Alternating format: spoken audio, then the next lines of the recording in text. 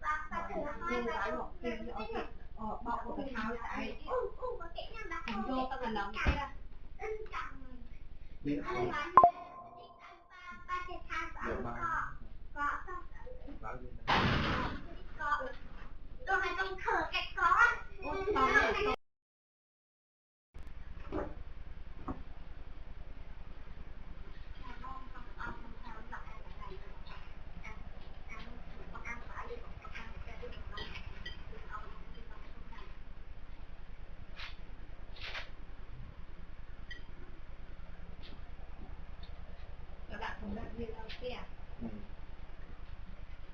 trong mấy nó co thua hai ăn tại cụ thà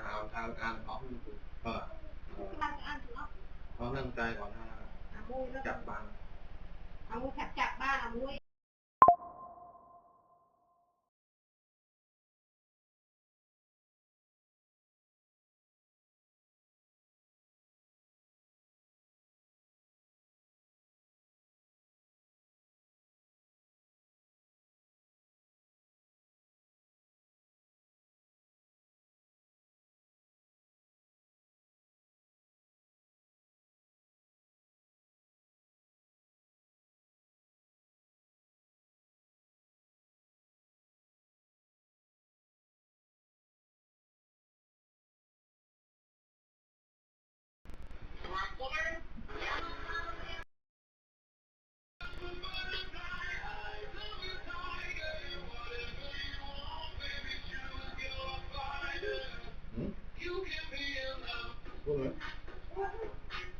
trong côn đấy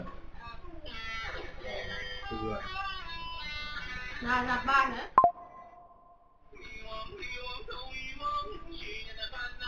nghe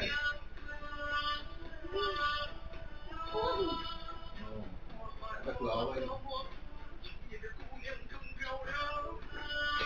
con này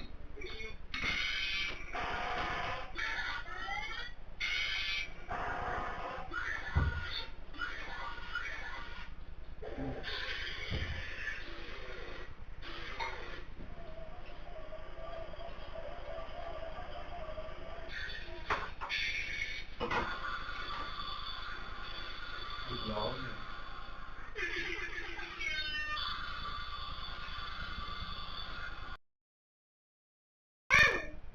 này này con này phải ăn tía này ăn tê đập máy bay rồi tay một đại con một ha